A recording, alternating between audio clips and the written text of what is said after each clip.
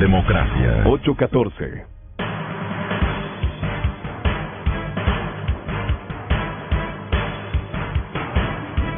Sí, estamos ya iniciando después de esta cadena el diálogo que habíamos propuesto para continuar en esta mesa esta mañana de viernes 30 de octubre. Están ya en nuestros estudios dos asambleístas, la asambleísta Jimena Ponce y el asambleísta Patricio Donoso, a quienes les agradecemos su comparecencia aquí.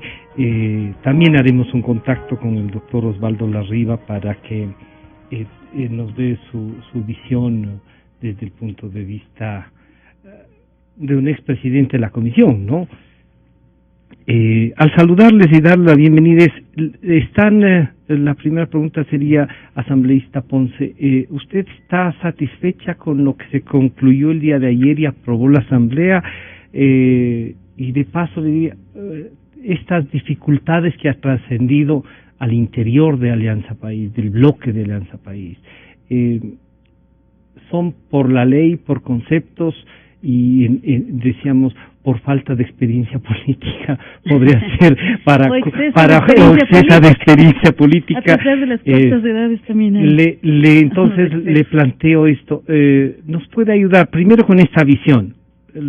¿Esta ley ha traído conflictos internos? ¿Hay un cambio desde este punto de vista?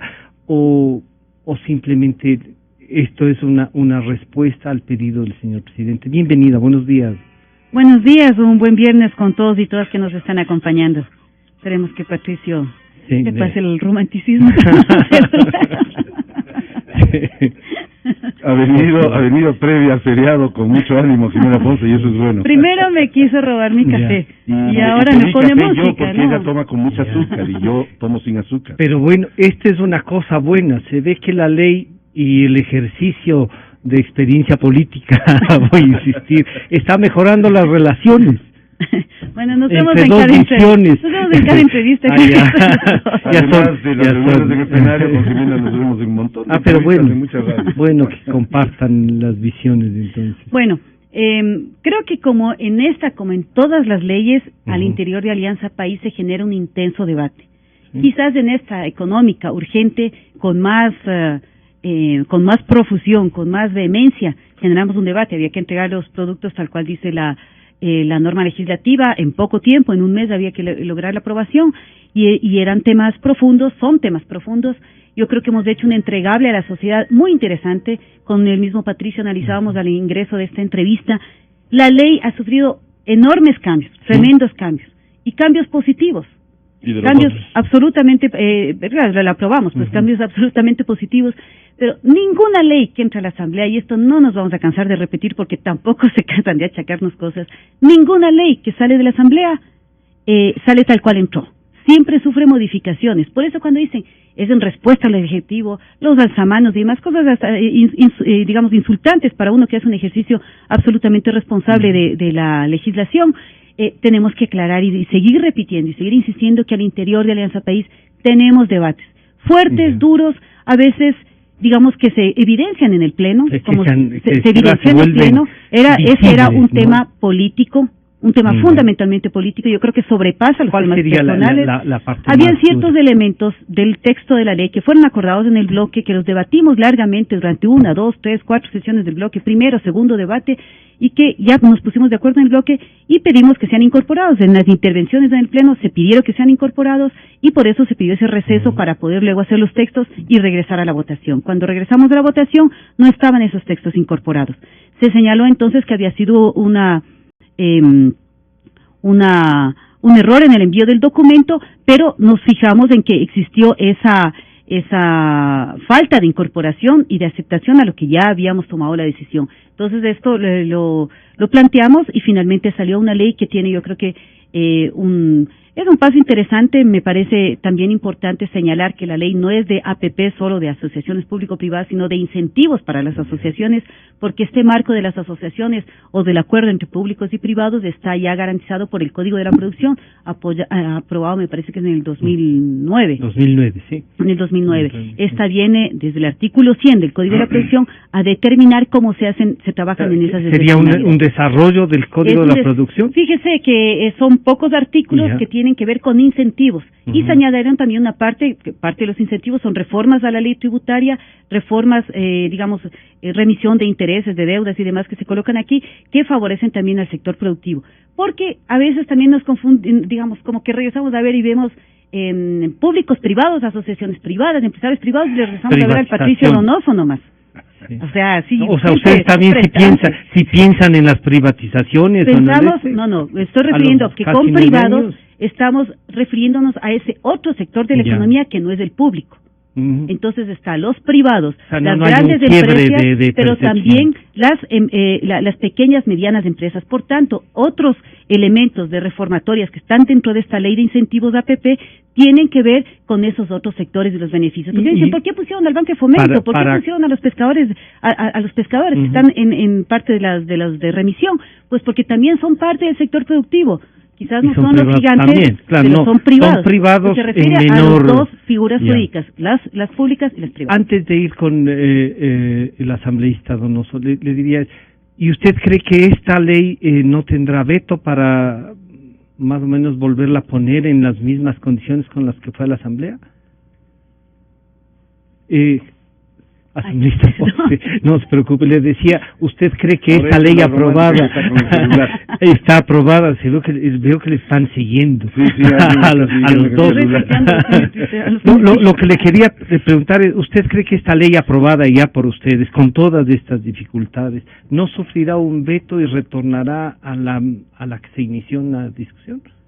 Mire, ya estos acuerdos, estas discusiones que hemos tenido, las hemos tenido como proyecto político, entonces ya, ha habido son acuerdos que han logrado. Como le digo, a veces se piensa que es una relación, digamos, unidireccional, pero la dirección que toman las leyes, las decisiones políticas son las de un proyecto político, que se gesta una parte del proceso en el legislativo, otra parte del proceso se desarrolla en el ejecutivo, otra parte en los gobiernos autónomos descentralizados, en la legislación casi es siempre entre estas dos primeras instancias que señalaba, y así hemos llegado a estos acuerdos.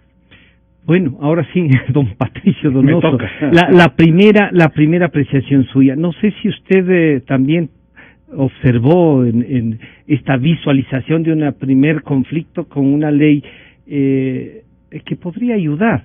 Que alguna gente dice, oigan, si hay un cambio de visión del ejercicio del poder. ¿Cómo mira usted y qué resaltaría de esto? Bienvenido, buenos días. Muchas gracias, Francisco. Qué bueno estar con Jimena Ponce en esta mesa de trabajo. Pero tengo que aclarar una cosita que dijo Jimena. En esta ley ha pasado de todo, y divergencias fundamentalmente fuertes, allí en el plenario el día martes. Pero vamos a lo que Jimena Ponce manifestó, que han habido cambios sustanciales. En el plenario último sí, pero en la comisión, de la cual yo formo parte, en el primero debate y el segundo, para que baje el documento, que lo tengo aquí en mi mano, al plenario, Jimena, prácticamente no hubo un solo cambio, salvo incluir lo de la remisión de intereses. Pero las 7 observaciones hechas por mí, no se acogió ninguna, inclusive una que ya fue aceptada el jueves de la semana pasada en la comisión, que era aquella de quitar ese artículo inconstitucional que le daba al presidente de la República la potestad de, a través de un decreto ejecutivo, irse por sobre la ley. Y yo logré que eso se quitase, Francisco.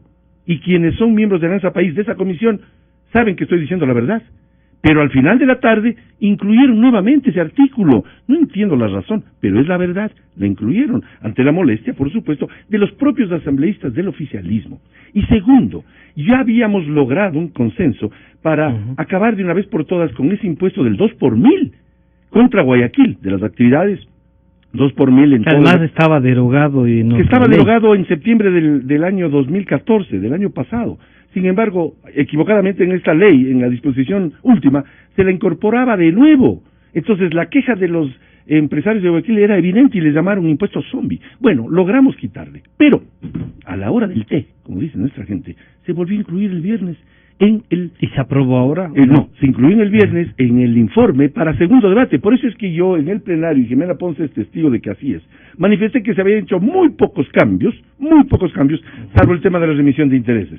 Y por ahí alguien me dijo que debo leer la ley, yo sí leo la ley. Entonces, tengo razón cuando digo que casi no se hicieron cambios. En el plenario, en cambio, del martes, sí se hicieron cambios sustanciales. Allí sí se desbarató, en mi opinión, muchas cosas y se incluyeron otras, unas acertadas y otras desacertadas. Por ejemplo, se mantuvo el impuesto 2 por 1000 contra Guayaquil, y así está, y yo le voy a pedir públicamente, con respeto, como yo siempre soy un hombre muy respetuoso, y Jimena lo sabe, voy a pedir al presidente de la República que vete. Su última pregunta a Jimena Ponce fue si habrá un veto. Tiene que haber un veto, y tiene que haber un veto parcial sobre este tema, por ejemplo, el 2 por 1000, que es una barbaridad el tratarle así a la ciudad de Guayaquil, y estoy convencido que el guayaquileño Rafael Correa, presidente de la República, va a meditar mucho sobre resucitar el impuesto zombie. Por tanto, sí se hicieron cambios en la segunda, en el debate final, pero en el debate de mi comisión, perdónenme, la gente que me está escuchando, pero es verdad, no se incluyó prácticamente nada, salvo la remisión de intereses. Por ejemplo, se mantuvo el error serio, que es prohibir la publicidad sobre medicamentos que requieran prescripción médica, Francisco. Y se persistió, y así está en la ley, y le pido al presidente de la República que vete. ¿Por qué? Porque el día de mañana, vamos a suponer, se descubre el remedio contra el Alzheimer. Ya. ¿A cuenta de qué, como decimos los quiteños? ¿A cuenta de qué no se puede hacer publicidad sobre ese remedio? No se puede soslayar los avances de la ciencia médica y poner al servicio del ser humano. En todas partes del mundo se hace esa publicidad. Publicidad controlada, por supuesto, no se puede publicitar a lo loco. Tiene que hacerse inteligentemente y, sobre todo, con respeto a la gente. Pero usted ahí creería que entonces en el tema médico, sí, si hay una publicidad de algo que necesita una prescripción médica, claro, por conocimiento, para que sepan, porque los que deben de farmacología de ser los médicos. Los médicos, es más, no es peligroso, no. Todo lo contrario, el solo hecho, Francisco, de que se requiera prescripción médica garantiza su uso, pues, porque solo un médico puede prescribir determinado remedio que es no una venta delicado. Común. Exacto. Y pero sería más por conocimiento que por publicidad. Y precisamente la gente necesita conocer ese remedio para tomárselos, pero puede comprar en la farmacia con prescripción médica. Eso ya le garantiza al remedio. Por lo tanto, es un serio error. Amén de otros errores que se cometieron, por eso es que yo insistiré. ¿Algún otro veto que usted crea que se debe hacer? El tema de los arbitrajes.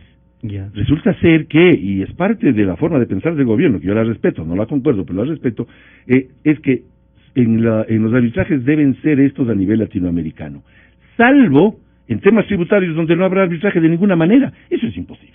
Porque el grueso de las controversias, Francisco, y opinión pública que me escucha a través de es lo tributario, pues porque el rato que usted y yo firmamos un contrato y usted me quiere cambiar, como Estado ecuatoriano me refiero, me quiere cambiar las reglas del juego tributarias y me quiere aumentar el impuesto sobre tal o cual cosa, yo voy a reclamar. ¿Ante quién reclamo? Sino ante un árbitro. No es posible que no se establezca arbitraje en temas, al principio decía regulatorios y tributarios, se le sacó regulatorio. Pero ahí no se quiere un poco defender también esta visión que tiene el régimen de la soberanía. No, si no se pierde soberanía cuando hay arbitraje, todos los países del mundo tienen arbitraje, salvo Cuba y Venezuela, que no tienen arbitraje, el propio gobierno es el que define todo. ¿Qué le parece a usted? Y le pongo un ejemplo un poquito burdo, pero fácilmente entendible.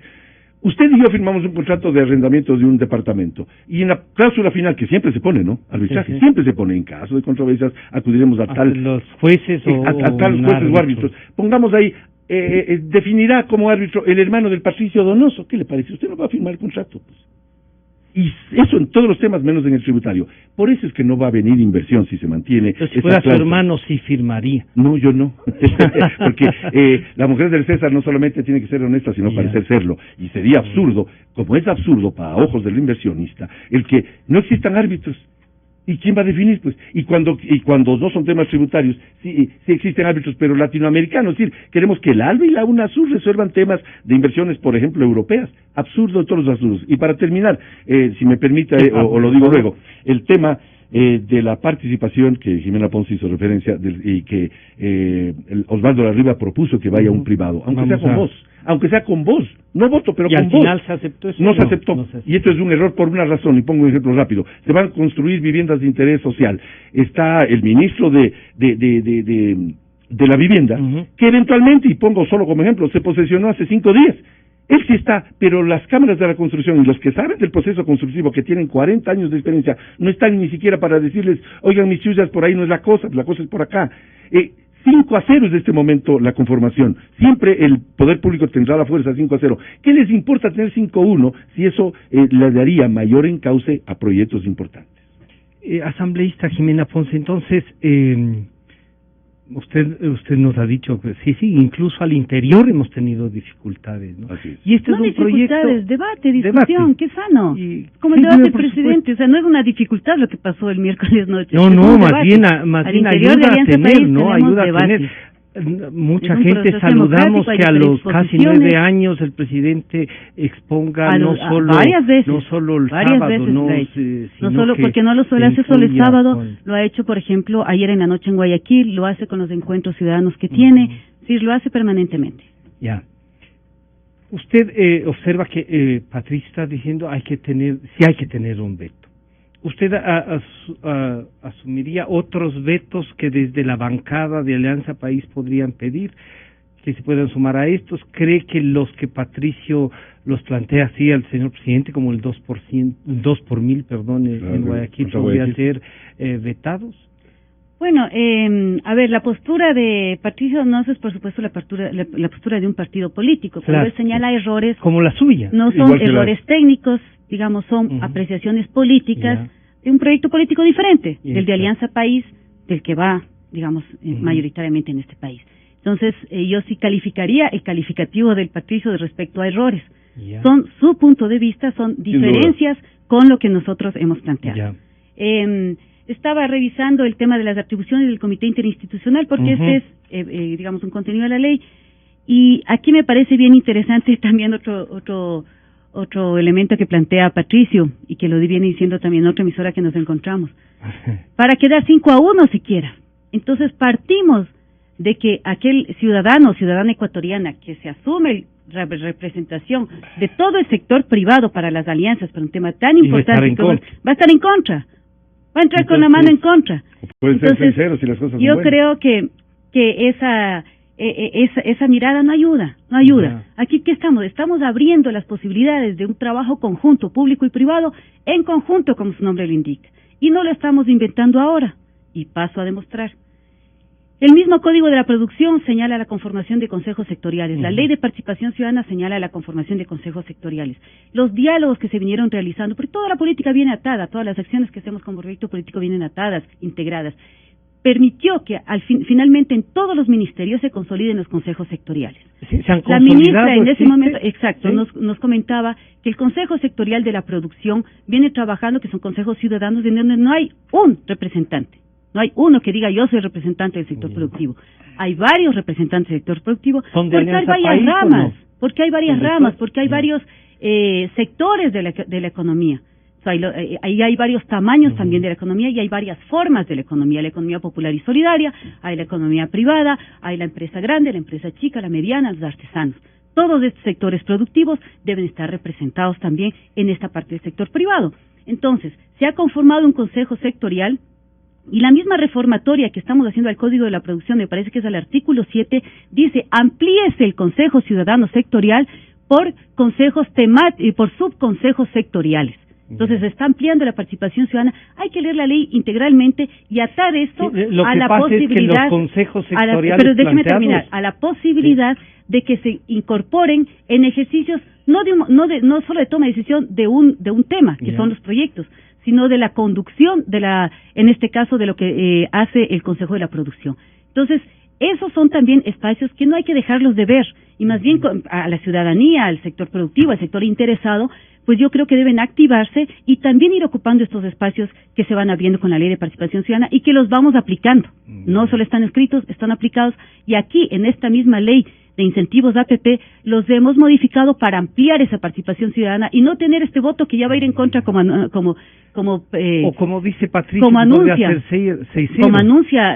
Patricio, pero puede ser 6-0 también. No sabemos, pero bueno, de entrada ya nos plantea que va a ir y es válida, y es tan válida que es válida no solo en el sector productivo, es válida en todos los temas sectoriales. Por eso todos los ministerios han ido conformando los consejos sectoriales. Esa era mi pregunta. ¿Podría usted, por ejemplo, decirnos, usted fue ministra también, qué consejo sectorial ha funcionado, en dónde se han reunido? Bueno, eso es un ejercicio, y sería muy interesante que, como un ejercicio periodístico, hagan un seguimiento y una valoración de lo que han sido. Y por eso le digo, porque si hemos intentado hacer el seguimiento... Yo sí he hecho ese seguimiento. Pues tenemos. Recientemente en los diálogos, por ejemplo, se reunieron también a nivel de consejos sectoriales y otras organizaciones y ciudadanos el de la economía popular y solidaria, que responde a las políticas del Ministerio de Inclusión Económica y Social, digamos, está atado a las políticas del Ministerio de Inclusión Económica y Social. Varios elementos se plantearon, la reforma al decreto 16, temas de garantías para los créditos de la economía popular y solidaria, sí, es el funcionamiento de los consejos sectoriales y de la participación ciudadana atada a la política pública sectorial. Y esto ha funcionado. Y estos elementos ya dan resultados de los diálogos. Pero es que sí, hay que hacerle seguimiento. Es muy complicado porque está, digamos, satelitalmente distribuido con cada uno de los ministerios. Pero ahí hay una vertiente, ahí hay una lógica, hay una movilización ciudadana, quizás, y a nivel de las decisiones continuas y permanentes que van tomando los ministerios. Entonces, eso me parece importante. Otro elemento importante también a rescatar, porque esto es bien interesante, lo de la institucionalidad, cuando se forman consejos y demás, siempre dicen, debería estar uno de afuera. Uno que represente a otra línea de pensamiento. Por supuesto, no a otra línea de pensamiento, que represente a lo que a la toma de decisiones, pero también que tenga la capacidad de tomar decisiones sin conflicto de intereses. Por eso cada espacio tiene su competencia de toma de decisiones.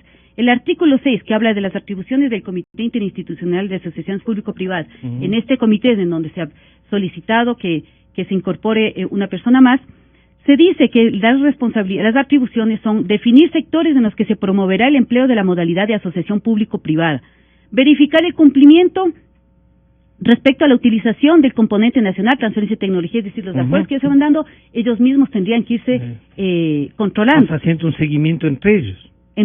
O de juez y parte. O de juez y parte. Entonces, hay instancias en las que se toman decisiones y se pretende siempre estas instancias de toma de decisiones, sobre todo de política pública, que sean, digamos, con quienes no tienen una afectación personal, en positivo o en negativo. Siempre hemos, como llamamos, ido descorporativizando el Estado. Consejo del Banano, desde tener hacedores de política pública, tenía a los productores de banano ahí. Una cosa es tenerlo como consultivo, otra cosa es tenerlo como un consejo que toma decisiones. Entonces, esa separación es bien sana para el Estado, para tomar las decisiones sin ataduras de manos. Y esa es una lógica que no solo está aquí, que prevalece en todos los espacios. ¿Pero atada a qué? Porque si usted empieza a sacar a la ciudadanía, digamos, organizaciones, del flujo de las decisiones, no digo de un punto, sino del flujo de las decisiones, pues también no estaría bien.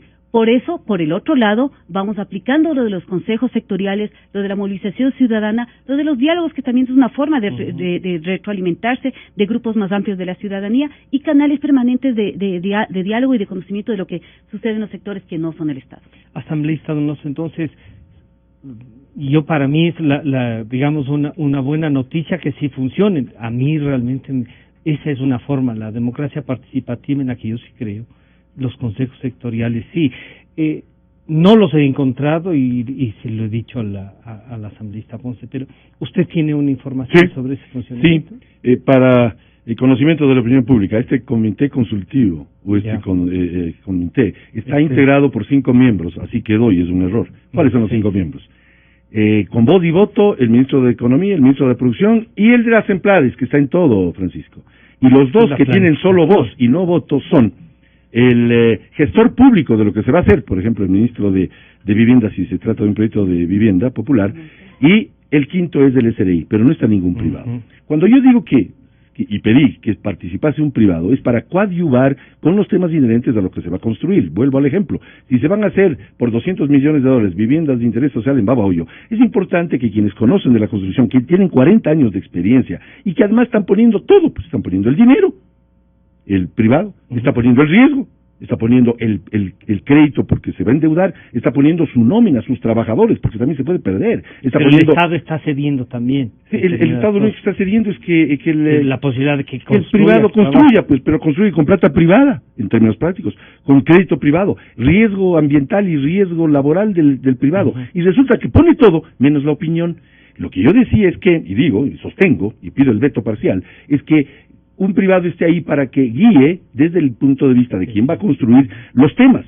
Y usted decía muy bien, 5-1, 6-0, igual el gobierno, el Poder Central, mantiene el control del tema. Si no estoy pidiendo que los privados manden, por eso es que algún equivocado oficialista dijo ahí en el plenario, quieren privatizar el tema. No, es que se quiere privatizar. Lo que queremos es que el privado tenga opciones, por lo menos de opinar. Para opinar. Primero. Segundo, el que esté ahí el privado, uno solo entre 5 o entre 6, no significa que haya atadura de manos, como Jimena dice, y le contradigo con todo respeto. No hay atadura de manos, pues. Tercero, yo sí he hecho el seguimiento de otros organismos de los cuales no ha aceptado este gobierno y el oficialismo que esté un privado. Por ejemplo, en INEAP. Yo pedí que yo fui presidente de la Cámara de Agricultura, pues, y es clave que el agricultor que trabaja la tierra todos los días esté en el INEAP, que es el organismo de investigaciones agropecuarias. No me aceptaron. Vaya usted a ver cómo está funcionando.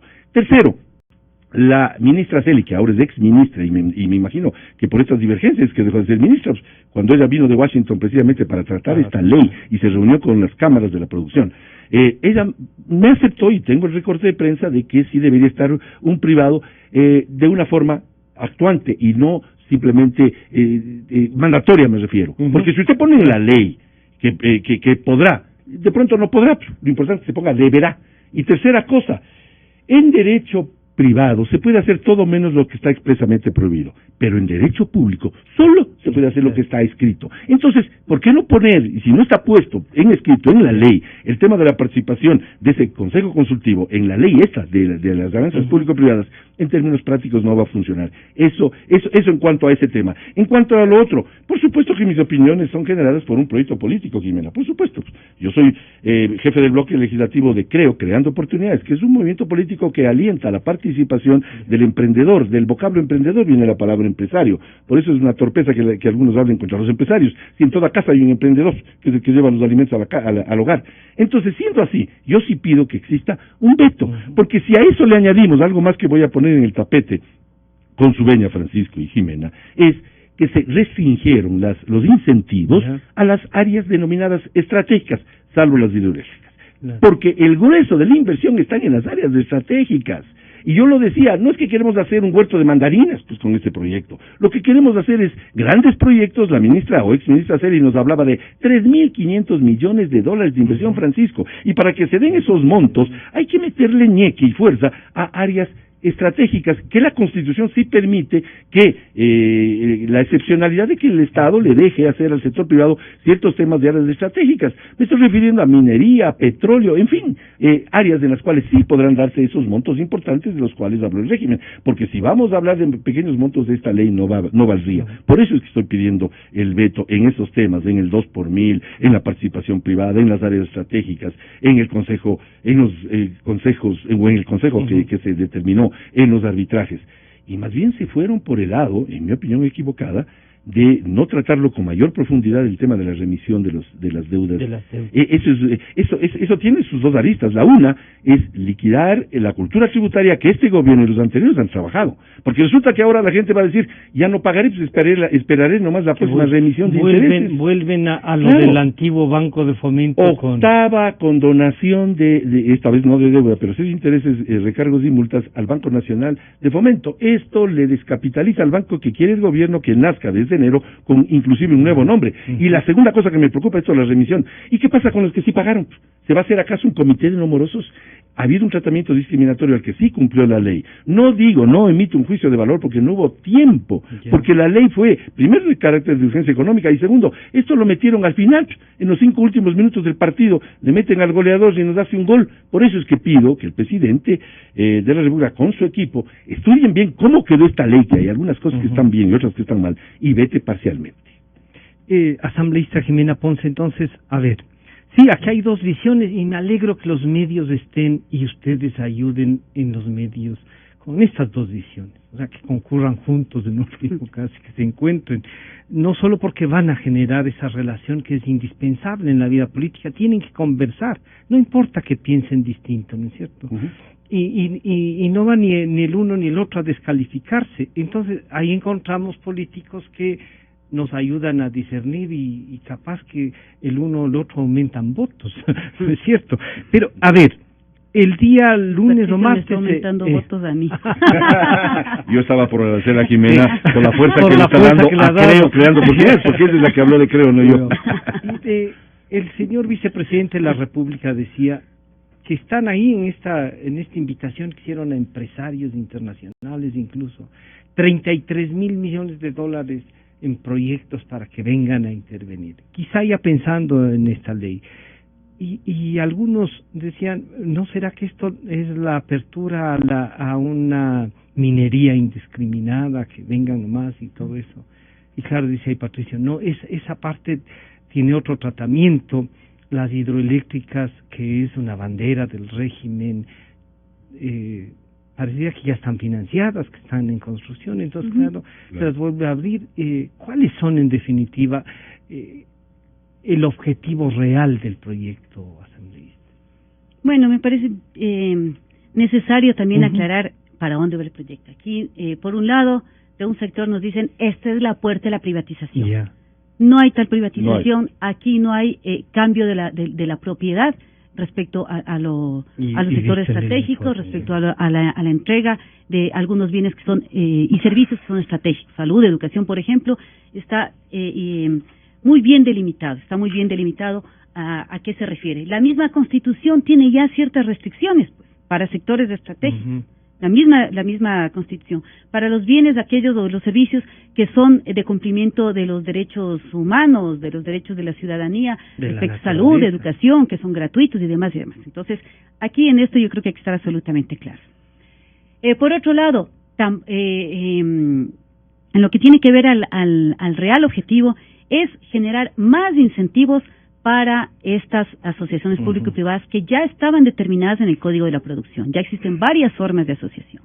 No es la primera vez, y en eso sí yo reniego, zapateo, cuando dicen, recién ahora a los 8 años regresan a ver al sector privado. Eso es absolutamente falso. Porque en 8 años el sector privado ha crecido. Digamos, ya seamos pesimistas, cortémonos las venas, se ha mantenido. Y tampoco es así, porque vemos que hay más clase media, hay más consumo, entonces hay también una mayor generación, por lo menos de servicios, que eso no, casi no se lo puede importar, digamos, los servicios que se dan localmente. Entonces, hay un incremento digamos, hay una estabilidad en el sector privado, y esta también es dada por las políticas del gobierno, por todo el sistema económico, por todo el sistema de talento humano, por todas las condiciones que se han dado para que el sector productivo trabaje sobre ellos, y físicamente, sobre las carreteras, sobre la conectividad, sobre la energía eléctrica, ¿sí? Todo esto que se ha venido proveyendo sobre los subsidios incluso, los subsidios que se dan a la gasolina, los subsidios que se han dado a los combustibles, han favorecido, por supuesto, y han beneficiado al sector productivo. Entonces, no es que recién se le regrese a ver. Segundo elemento, digamos, en términos de la política pública general, el gasto público, la inversión que se ha hecho, digamos, en educación, que se ha hecho a través de infraestructura, ¿quién la ha construido? ¿Quién la ha construido? No hemos visto, pues, tropas del MTOP construyendo carreteras y demás. Han sido empresas privadas las que han ido ejecutando los proyectos de inversión pública. El dinero que va tanto a inversión pública como a corriente es un flujo, no se queda en el Estado. En inversión es más claro verlo, porque usted tiene un proyecto, el Coca-Codo, y eso, digamos, contrata con privados. Entonces ellos ejecutan, y ahí se ve el flujo del dinero, acaba en un contrato con privado. Pero incluso el del sector público, lo que usted compra, bienes, muebles, carros, mesas, para una oficina pública, pasa al sector privado porque hace la compra por allá. Por eso el mercado de compras públicas es de 10,000 millones de dólares y se orienta para economía popular y solidaria, y se orienta también para proveedores nacionales. Por eso hay restricciones de componente local, etcétera, etcétera. Entonces usted ve que la política y los flujos de estas inversiones, digamos, del presupuesto público, tanto el de inversión como el corriente, pasan también al sector privado. O sea, que son dinámicas de transferencia, nomás distintas. Así es, básicamente se transfiere y se ponen condiciones para que sea local, para que no sea, digamos, concentrado en una sola empresa, para que sea más distribuido, por ejemplo, el caso de uniformes escolares. Entonces usted ve que hay dinámicas que consideraron pues al sector productivo. De lo contrario no tendríamos... Entonces no hacía falta este proyecto. ¿Qué hace aquí? Incentiva. Abre más las posibilidades, genera más, y por supuesto aquí... Le quita esto a los morosos, como dice Patricio. Ya, genera más incentivos para atraer más inversiones. Y inversiones, estamos hablando también de inversiones extranjeras. Tenemos un modelo económico dolarizado, un modelo, digamos, monetario, un sistema monetario dolarizado. ¿Qué necesitamos? Que no salgan dólares y que entren dólares. De lo contrario, no tenemos aquí, ¿no? La reserva, digamos, los ahorros no nos sirven aquí. El valor es el número de dólares que tengamos en la economía. Eso es lo que nos permite sostener la economía. Entonces tenemos que poner restricciones para que salgan, incentivos para que entren los dólares. Pero así esas restricciones para que salgan no son una barrera para que ingresen. Por eso se mide, por eso el ISD, este impuesto a la salida de divisas, por ejemplo, se lo está bajando, se lo está eliminando para aquellos créditos, aquellos flujos para que no cueste un créditos. 5% más de lo que son créditos, claro, para si financiar. una empresa, si una financiera fuera del país le presta para un proyecto productivo acá, entonces ingresa el dinero y le pagan. Y cuando va a pagar no se va. Entonces ahora no se está. Entonces son ese tipo de beneficios y de mayores incentivos. Por ejemplo, exoneración del impuesto a la renta desde el año en que ya registre ganancias la empresa, 10 años, que son más de las que ya estaban en el Código de Protección. Por eso modifica el Código de la Protección y por eso decimos que da más incentivos de los que actualmente existían. Está en línea el doctor Osvaldo Larriva, les voy a pedir. Al saludarle, doctor Larriva, estamos aquí en esta mesa de diálogo con la asambleísta Jimena Ponce y el asambleísta Patricio Donoso, y un tema que se ha topado, y que decíamos que a lo mejor usted insistió en una propuesta para que esté en el consejo que crea la ley un representante del sector privado. ¿Le deja satisfecho cómo se está aprobada la ley? ¿Qué reparos tiene? ¿Cree que habrá que vetarla? ¿Siente que algunos sectores o el propio gobierno pueden tener interés en un veto parcial? Creo que total no llegaría. Doctor Larriva, buenos días. Buenos días, un saludo para usted, para Jimena y para Patricio Donoso, los compañeros de la Asamblea. Realmente ya la Asamblea ha cumplido con su obligación. Luego del segundo debate, pues ya ha aprobado el texto respectivo y está en manos del señor presidente, que asimismo con la autoridad que tiene, pues revisará con detenimiento y verá si es que veta el proyecto enviado por él mismo o le veta parcialmente. En todo caso, lo que buscábamos nosotros es que el sector privado, que siempre ha tenido su presencia, su opinión en las diferentes esferas, pueda asimismo tener pues una voz en esta junta consultiva, junta asesora, veeduría, como quiera llamarse. Más allá de los términos, siempre es importante que exista la posibilidad, y que siempre ha existido, de parte del sector privado, pues llegar al sector público, a sus representantes, para hacer escuchar su voz. Estamos en una situación difícil, existe un problema y tenemos que escucharnos, capaz de ir encontrando soluciones, no solamente los que representamos al país en las diferentes funciones, sino también escuchar a los ciudadanos que, si bien no tienen posibilidad de resolver los temas con autoridad, sin embargo sienten lo que está pasando en la economía en nuestro país. Entonces es bueno escucharnos y estar junto a los sectores, sobre todo populares, capaz de ir mejorando las medidas que se vayan tomando. Yo creo que esta ley de alianzas público-privadas va a posibilitar, con los incentivos que se están dando, va a posibilitar un esfuerzo mayor del sector privado. Jimena, con todo conocimiento, pues señala de que realmente el sector público ha hecho muchas obras a través del sector privado, evidentemente, pero ahora lo que se necesita son los recursos del sector privado para disminuir esta presión desde el Estado de necesidad de recursos económico en el país con la inversión pública. Creo que Patricio quería hacer, no sé si alguna pregunta o una puntualización al doctor Larriva. Luego de que Osvaldo claro, concluya, me gustaría dar a mí. Doña Jimena Ponce nos decía, esta es una visión, y nos hablaba de los consejos consultivos, pero además ella encontraba algo que podría sonar, digamos, real. Podría tener un conflicto de intereses, decía. No es posible que sean. Claro, la otra visión es, pero siempre es necesario que alguien les cuente el sector real, ¿no es cierto? Esa apreciación suya, ¿lo aleja un poco de las apreciaciones del régimen, doctor Larriva? De ninguna manera, realmente son apreciaciones. Yo he estado pues en tantos años de actividad en el sector público, pero también he estado en el sector privado, entonces hay cuestiones que a veces los que estamos en alguna dignidad no conocemos con profundidad lo que está pasando en tal sector de la producción, en tal sector, digamos, de la vialidad, en tal sector de las empresas hidroeléctricas, en fin, todas estas cosas. Siempre es bueno escuchar a las personas que han venido durante muchos años cerca de una actividad productiva. No hace mal a nadie escuchar, no hace mal a nadie escuchar. Y hay que tratar pues de absorber los criterios que tienen personas que no están administrando el Estado o alguna función del Estado para ver si es que es útil y conveniente los criterios de los ciudadanos, que por lo general son criterios venidos pues de personas inteligentes, de personas capaces y de personas que tienen mucho afecto al país o a la provincia o al cantón, dependiendo de lo que se trate, de qué tema se trate. Doctor Larriba, si yo le pido, ¿cuál sería a usted el punto más importante de esta ley aprobada, digamos, todavía proyecto hasta que ponga el ejecútese? ¿Qué rescataría más de esta nueva ley que propone esta alianza público-privada?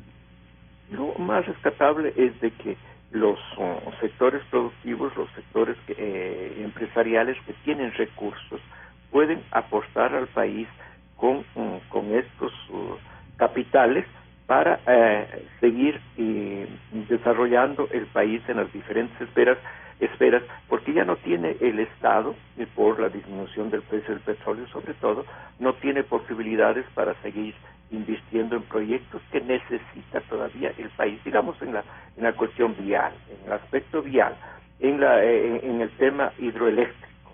Hay muchos proyectos que tienen ya los del Ministerio de Electricidad, tienen los proyectos listos, pero no hay los recursos para el año 2016 o 2017, no hay los recursos de parte del Estado.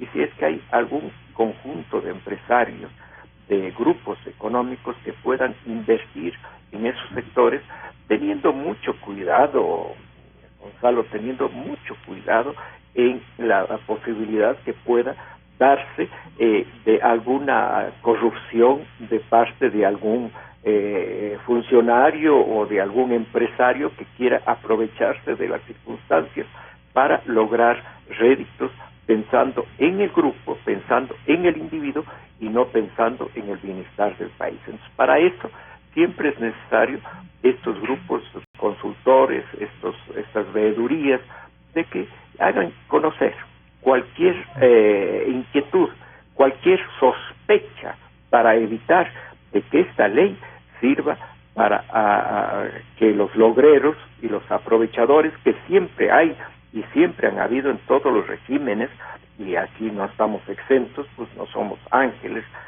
aquí en Alianza País, y también podría darse, digamos, algún tipo de corrupción utilizando el alianza público-privada. Queremos agradecerle, doctor Larriba, por este contacto y vamos a analizar lo que usted ha dicho también. Gracias, doctor Larriba. A usted muchas gracias, un saludo, un abrazo a Jimena y que vengan a Cuenca a festejar a esta ciudad tan querida para todos los ecuatorianos. No sé si... gracias nuevamente. Bueno, hay una invitación que vayan a Cuenca para festejar. Asambleísta Donoso, sí. Le voy a... Entonces, mire usted, aquí hay una posición, ¿no? La asambleísta Jimena Ponce nos decía, vean, esto es una continuación de un proyecto, de una visión. El doctor Larriba, del mismo sector, nos plantea y dice, no, sí hace falta. Y entonces choca con esto de los mismos quieren estar también ahí. Y puede sonar, y yo decía, puede sonar un poco lógico eso, pero claro, ahora es la plata de otros, ya no es la plata que le dé el Estado. Exacto. ¿Qué es lo que usted nos quería contar? Saludo a Osvaldo Larriba, allá en Cuenca, y aceptamos la invitación, al menos de mi parte. Segundo, él propuso, tanto en la comisión como luego, en el plenario, que por qué no dejar participar a un privado, aunque sea con voz, decía él. Y claro, eso produjo algunas divergencias dentro del propio oficialismo. No quiero meterme, yo soy muy respetuoso de la opinión ajena, por supuesto. Jimena Ponce dijo que este proyecto no privatiza nada, y tiene razón, pero hubieron algunos, se dice más correctamente algunos, asambleístas del oficialismo que hablaban que se privatiza. Eso trajo una confrontación. Una confrontación que fue bien fuerte al final de la noche del martes, y toda la prensa recogió aquello. Yo no quiero comentar más, salvo el hecho de que, en efecto, algunos se opinaron que había privatización. Totalmente equivocados y además trasnochados en su opinión. Es decir, medio se dice la palabra sector privado o empresario, y ya pierden la cabeza y empiezan a decir, no queremos privatizaciones. Pero la asambleísta... Y estoy de acuerdo con Jimena, claro. Si los privados han seguido construyendo. Claro, pero y aquí sí, un tema que estoy en desacuerdo con Jimena. Y Jimena dice que nosotros manifestábamos que a los 8 años y medio, lo que sí se da a los 8 años y medio es que el gobierno le pide al sector privado que ponga plata. ¿Por qué? Porque se acabó la plata, eso es evidente, y los propios considerandos hablan de que el dinero o las inversiones que puede hacer el sector privado son claves para el desarrollo del país, y es verdad, pero sí es también cierto que a los 8 años y medio, no es que se acuerdan que hay un sector privado, pero sí se acuerdan que puede poner plata, porque de acuerdo a la ley, el sector privado pone la plata, el endeudamiento y todo el prestigio, y sobre todo el riesgo. Siendo así, yo creo que el proyecto debe ser más amigable con el sector privado. Y si quieren ser amigables con el sector privado, invítenle a participar, pero de verdad, por lo menos dar su opinión. Vamos a suponer que es un tema turístico. ¿Cómo no van a estar los que sí saben de turismo allí, pues de un proyecto turístico? ¿Cómo no va a estar si se va a hacer un tema, por ejemplo, petrolero? No van a estar los que sí saben, o saben también, para no ser duro, sobre el tema. Por eso es que yo pido y exhorto al presidente que vete esta parte y la participación con del privado sea no solamente con el dinero. Tercero, el impuesto a la salida de divisas. A mí me parece es más, la posición nuestra es que debe eliminarse totalmente ese impuesto. Pero sí hay aquí una especie pero solamente de temporal, a disminuir. Pero Francisco, solo temporal. Yo soy de los que he luchado porque ese impuesto tiene que ser derogado en forma completa. Le voy a dar un rápido ejemplo. Su camisa, si es que es extranjera, cuesta un 5% más. Y si es nacional, también. Porque se fabrica con algodón importado de Rusia y de otros países en un 92%. Por lo tanto, esa camisa ya se encareció un 5%. Dejamos de producir algodón, lo que se producía en el Ecuador importa el 80 y pico por ciento del algodón para hacer las camisas. Entonces, la camisa suya, aun cuando sea nacional, tiene casi un 5% más de costo. Por eso es que nos oponemos al impuesto a la salida de divisas, que es equivocado. Y además por otra razón conceptual. Cuando se pone un impuesto a la salida de divisas, se está poniendo también a la entrada, porque todo lo que entra tiene que salir. Hay un reparo. Claro, si un inversionista pone, ya tiene que sacar ese dinero. Se le disminuye un 5%, se ha puesto para ganar. Exacto. De la ganancia. Ahora bien, el tiempo se viene corto y quiero comentar algo sobre los incentivos y el código de la producción que Jimena Ponce nos ha dado. Ese código no ha funcionado como se quisiese. Porque tiene errores, pues. Porque se dijo que con ese código de la producción reemplazaría a la denuncia que está haciendo el país de los tratados bilaterales de inversión. Esos tratados bilaterales que precisamente garantizan esa inversión extranjera. Y yo en aquel entonces, cuando se discutía este tema, Jimena, decía en la asamblea, con respeto, yo soy un hombre muy respetuoso, decía que el extranjero, aquel que viene con una muy buena billetera, al ver que se denuncian los tratados bilaterales de inversión, al ver que no hay seguridad jurídica en el sentido de que se hacen 13 reformas tributarias en 8 años, le golpea la espalda al piloto y le dice, oiga, siga nomás camino a Colombia, a Perú y a Chile. Ellos sí captan inversión extranjera. El Ecuador ha captado apenas 740 millones, que es una cifra bajísima. 30 veces más ha captado Colombia. Pero el señor presidente decía, también hay que ver qué inversión es. Esa es la opinión del presidente, y yo opino que toda inversión, obviamente no los famosos capitales colombianos, inversiones para que se queden deben ser invitados, pero no es posible que solo 740 millones hayan venido. Lo que yo estoy diciendo es que la inversión extranjera, con las reglas claras del juego del Ecuador, sin perder soberanía, generan fuentes de trabajo y empleo, riqueza para ser repartida, un mejor estándar de vida de la gente. Por lo tanto, ese código de la producción no cumple con esos objetivos. Y esta ley da incentivos, pero parciales. No dan incentivos a la inversión gruesa que está en las áreas denominadas estratégicas, cuya excepcionalidad sí establece la constitución política del Estado. Por eso es que todos pedimos aquella inclusión. Es tan cierto que pedimos esa inclusión, Francisco, es tan cierto que finalmente el gobierno accedió, y el oficialismo me refiero, accedió, pero solo para las hidroeléctricas. La pregunta es, ¿por qué si le dan excepcionalidad a las hidroeléctricas y no le dan excepcionalidad, por ejemplo, a otras áreas como la minería? Mire, cuando se aprobó la ley minera, que fue la ley con la cual yo debuté como asambleísta, pedí que se permita votar artículo por artículo, eran apenas 21, y estaba de acuerdo con 19 de ellos, y no con 2 que son graves. ¿Cuáles son esos 2? Y ahora no funciona el tema minero, que no habrán procesos licitatorios para empresas extranjeras. y estatales. Absurdo, de todos los absurdos. No se me hizo caso y yo siempre doy observaciones de buena fe para que las leyes sean mejores. Yo exhorto al presidente, repito, a que estos temas que dificultarían la inversión extranjera, créame, y está grabado lo que estoy diciendo, está grabándose, no va a haber inversión extranjera importante a menos de que se permita arbitrajes internacionales, participación del sector privado en áreas estratégicas como excepcionalidad. Si no, no va a haber inversión importante. Economista Ponce, entonces, no, Jimena, perdón, Jimena. Todavía no quiere ser economista. No. El miércoles se inscribe en la Universidad Católica. Asambleísta Jimena Ponce. Díganos entonces, ¿qué resaltaría usted más de esto? Además de estas preocupaciones, claro, alguien podría decir, bueno, Patricio quiere más participación, como suelen decir, quieren más carne y no solo hueso. Parecería que solo están repartiendo hueso. Y es terrible, porque lo que si se lee la ley integralmente, y eso a quienes tienen interés en del sector privado, digamos, quienes pueden aplicar esta ley, quisiera que la lean integralmente. Hay responsabilidad y hay también posibilidades del sector privado, del ente privado que puede participar en las asociaciones para colocar y ellos mismos sugerir proyectos. Es decir, no es que están calladitos, no es que están en una bodega y solo el rato que el comité aprueba, ahí salen.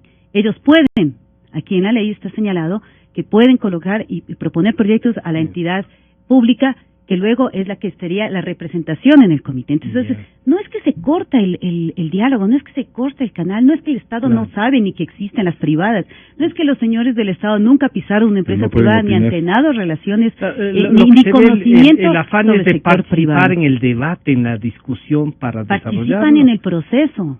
Están participando en el proceso cuando pueden proponer.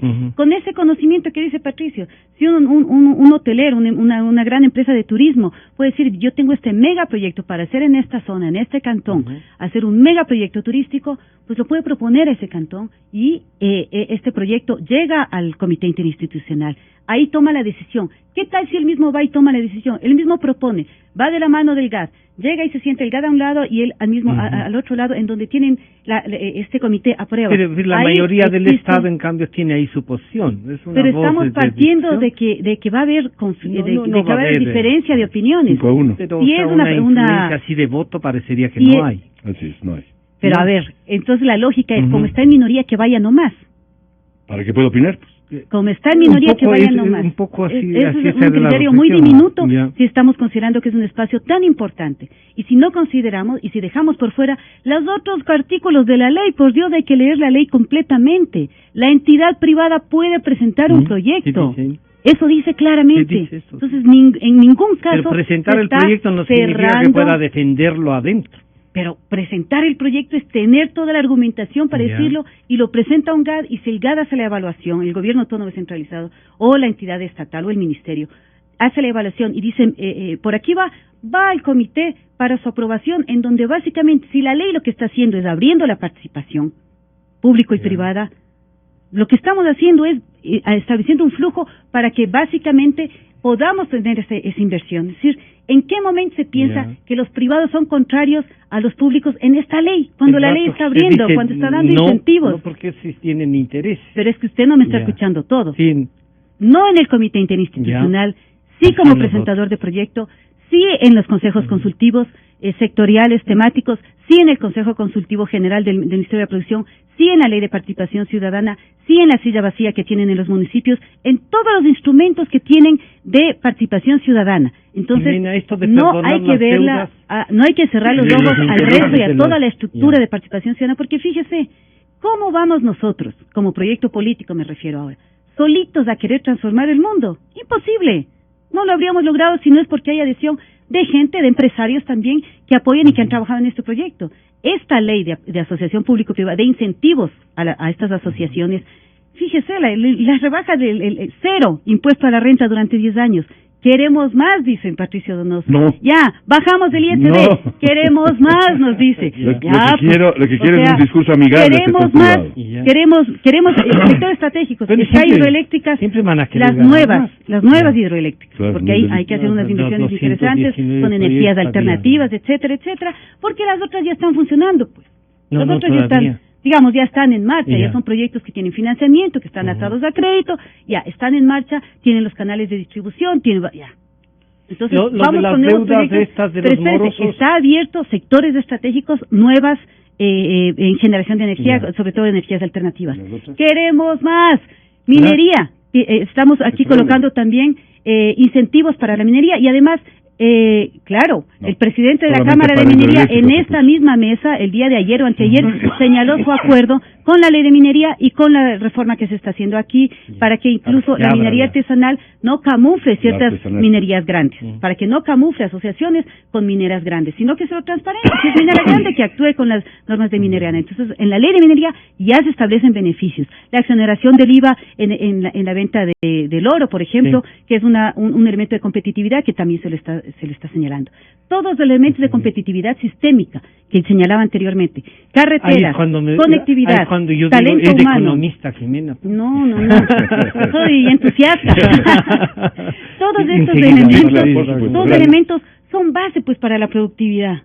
Esta ley es un llamado a los empresarios extranjeros, nacionales, a ponerle más fe de la que le están poniendo y más ganas a este país. Estamos abriendo las posibilidades, estamos mejorando los incentivos. Y por favor, y esto de las deudas y el borrar remisión de intereses.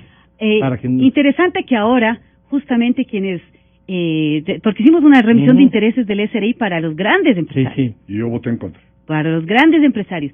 Casi no hubo ninguna de estas posiciones en ese debate. Eso de la cultura tributaria y demás. Sí. Ahora sí, ¿por qué? Banco Nacional de Fomento. Estamos hablando que los intereses, las deudas estas que tienen bajo los $500 automáticamente se eliminen, porque más es el costo operativo de su cobro y la gente está, digamos, catalogada como ya no sujeto de crédito. Hay criterios, además se establece que esto debe hacérselo con algunos criterios sobre la condonación. Se disminuye el remisión de intereses y multas del Seguridad Social. Esto habilita a ingresos de recursos a la seguridad social. No, más que eso, es eliminar la imposibilidad de los trabajadores y de los patronos de seguir operando con seguridad social. ¿Qué es lo que tenía? Me parece que son 500,000 personas que están en esta condición, en las que por no tener regularizado por parte de su patrón esta deuda, estas multas y pagado y demás, no pueden acceder a los servicios. Entonces se benefician a 560,000 ciudadanos y ciudadanas que por una mora patronal pues han estado en este lío. Se facilita el pago, porque eso también no es que pero se pierden un pago, claro, se pierden los multas y los recargos. Así es, pero hay que ver el costo-beneficio. Perder los intereses en el IES contra que la gente tenga los servicios del IES, 560,000 personas. Hay que ver que el sector productivo también, pues esa gente es la que trabaja, esa gente es la que está haciendo la economía local, quizás. No, pero esa gente no es la que no ha pagado.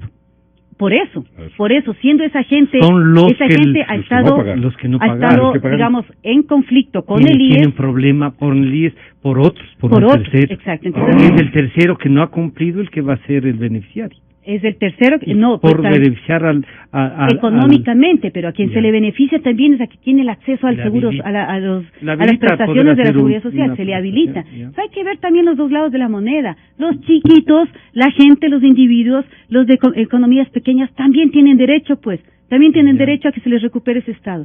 Los pescadores artesanales que han sufrido crisis, que han tenido problemas en la zona costera, reportados a la autoridad portuaria, también son sujetos de estos beneficios, así como en remisión de intereses del SRI fueron también los grandes empresarios o las grandes empresas. Unas poquitas aclaraciones, si pudiera, porque veo que por terminar el tiempo. Yo he manifestado siempre que este gobierno, Francisco, estableció hasta prisión para quienes deben al IES. Es gravísimo no pagar al IES. Pero resulta que con esto hay un montón de gente que no ha pagado el IES y hoy viene la condonación o la remisión. Cuando nos hablaron en el COIB, en el Código Integral Penal, de prisión para quien no paga el IES. Nada es más grave que estar moroso con el IES. Sin embargo, hay un paquete de gente, como dicen los costeños, hay un poco de gente, que significa bastantes, que no han pagado y a ellos se les premia. Pero ¿qué pasa? ¿Y digo yo, cómo votaron ustedes? Yo voté en contra. ¿Qué pasa? En contra. No, es que yo estoy en contra de que la cultura tributaria se desarme. Porque el otro día, ayer nomás salí en un periódico oficial, me parece que en el Teléfono, de pronto me equivoco, pero lo digo porque así creo que fue, el Teléfono que decía 8 condonaciones al Banco de Fomento en los últimos años. Por eso es que se ha descapitalizado el Banco de Fomento, pues porque si usted sabe que que le van a perdonar o las deudas o los intereses, deja de pagar, pues mucha gente deja de pagar, ahí se liquida. Yo creo que hay otras formas de ayudar a esta gente, Jimena, pero no haciendo una condonación general que hace que la gente a futuro deje de pagar porque ya vendrá la 9ª condonación. Ese es el primer error. Segundo, una aclaración, sí, no es general. Adentro se coloca que va a haber reglamentos para establecer los montos, las formas en las que se hace. Sí, Jimena, pero no es condonación. Francisco, no es condonación. Banco Nacional de Fomento es extender los plazos. Es extender los plazos de pago del capital. Se bajan los intereses, pero el capital queda en el Banco de Fomento. Por favor, Jimena Ponce fue ministra. No es condonación así. Por favor, perdón. Jimena Ponce fue ministra y sabe perfectamente que un reglamento se cambia en 5 minutos, pues en el despacho del ministro, y dice esto queda para el reglamento establecerá cómo, cuándo y quién, pero el reglamento se cambia, por lo tanto no hay seguridad jurídica, y se acaba con aquella de la cultura tributaria. Y otra cosa, yo sí quiero defender a los que sí pagaron, yo sí quiero defender a los que sí cumplieron, o van a ser acaso un conjunto de una comisión de no morosos para decir devuélvanme la plata a los que sí pagamos, los que sí cumplimos con la ley. Tercero, hablaba Jimena de las funciones del famoso comité interinstitucional. Aquí están los dos principales. Uno, aprobar y registrar los APPs, es decir, aprobar y registrar los acuerdos público-privados. Y dos, elaborar las guías técnicas y estandarización de proyectos. Absurdo que en esta segunda función no estén los privados dando su opinión sobre las guías técnicas, sobre la estandarización de proyectos. Si se trata de un proyecto eléctrico, ¿cómo no va a estar los que saben del tema? A eso se refiere la petición nuestra. El sector eléctrico, quien sabe del tema, ha sido el Estado ecuatoriano. No, yo te voy a mencionar un privado que sabe electricidad más, y voy a decir el nombre, mil perdones con él. La fortaleza que ha tenido nuestro sector eléctrico. Permíteme, Jiménez, estoy en mi intervención. Yo voy a mencionar el nombre de un ecuatoriano, experto en temas hidroeléctricos, se llama Alfredo Mena Pachano. Un experto de años, toda su vida haciendo esto, y resulta que él no va a poder opinar. Lo que yo quiero es que el privado pueda opinar. Si no decimos que el privado tenga mayoría en ese comité. Voy a dar un solo ejemplo para terminar. Kinross. Me llamaron los señores que entienden de este tema en minería, y resulta que la Kinross en Fruta del Norte descubrió la veta más grande, o de las más grandes del planeta Tierra, veta de oro. En el 2008, Francisco. Pero todavía no se ha firmado el contrato. ¿Por qué? Han pasado 7 años y no se firma. Y yo pregunté, ¿por qué no ha firmado el contrato con la Kinross para explotar las minas de oro con una empresa que no va a hacer daño ambiental? ¿Y sabe cuál fue la respuesta? No hay posibilidades de un arbitraje serio en temas tributarios, por lo tanto no se firma el contrato. Esa es la inseguridad jurídica que le hace perder al país oportunidades reales. Por eso yo pedí que la minería esté inmersa en esto, más allá de lo que Jimena nos ha explicado. La ley sectorial también coloca elementos. Pero la sectorial no ha funcionado, por eso es que no se firma el contrato de la Kinross en Fruta del Norte. Le estoy dando un ejemplo absolutamente claro, absolutamente cierto, y que evidencia que falta seguridad jurídica para el tema. Yo quiero agradecerles a ustedes, pero solo además, un comentario. La seguridad jurídica va atada a la seguridad política, también a la estabilidad política. Así que aquellos que quieren desestabilizar una condición política estable que hemos tenido, también tienen que dar respuesta a la seguridad jurídica. Que no lo hagan solo discurso cuando dicen, déjeme congelados los impuestos, bájeme más los controles. La seguridad jurídica va de la mano de la estabilidad política. Cuando hay estas afirmaciones, cuando digo yo que ganas de no estar preguntando, sino también dando respuestas. Yo quiero agradecer a Jimena Ponce y a Patricio Donoso y a Osvaldo Larriba, con quienes hemos compartido esto, ¿no? Gracias por acompañarnos.